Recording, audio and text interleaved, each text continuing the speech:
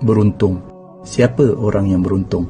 Manusia sentiasa bercakap-cakap yang seorang tu beruntung.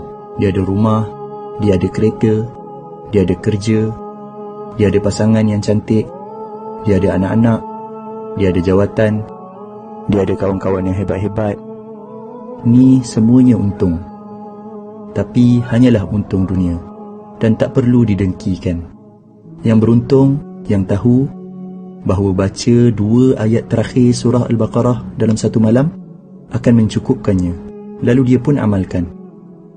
Yang beruntung, yang tahu bahawa siapa baca ayat Al-Kursi selepas setiap kali salat, tiada halangan untuk masuk syurga kecuali mati, lalu dia pun amalkan. Yang beruntung, yang tahu bahawa siapa yang baca ayat Al-Kursi masa nak tidur, dia akan ada penjaga daripada Allah sehinggalah dia bangun pagi tanpa didekati oleh syaitan. Yang beruntung, yang tahu bahawa baca surat Al-Ikhlas 3 kali menyamai pahala khatam Al-Quran Al-Karim, lalu dia pun amalkan.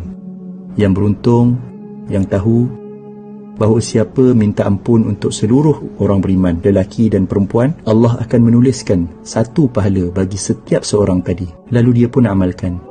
Yang beruntung, yang tahu, yang sebut Maha Suci Allah, segala puji bagi Allah, tiada Tuhan selain Allah, dan Allah Maha Besar, lebih baik daripada seluruh yang terkena matahari, lalu dia pun amalkan. Yang beruntung, yang sebut tiada Tuhan selain Allah, satu-satunya, tiada sekutu baginya, baginyalah kerajaan dan kepujian, dialah yang menghidupkan, dialah yang mematikan, dan dialah Maha berkuasa atas segala sesuatu. 10 kali selepas salat maghrib dan 10 kali selepas salat subuh, sebelum dia mengubah kedudukan kakinya, menyamai pahala membebaskan 4 orang hamba daripada anak-anak Nabi Ismail AS. Lalu dia pun amalkan.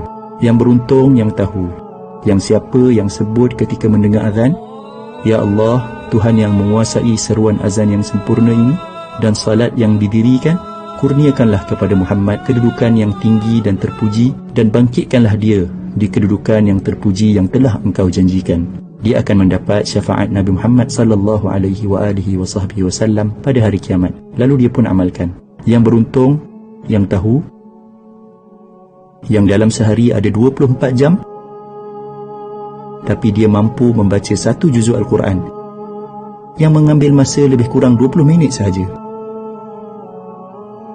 Yang beruntung, yang tahu, yang waktu duha ada lebih kurang 6 jam dan dia mampu untuk solat 2 rakaat duha yang biasanya tak sampai 5 minit pun.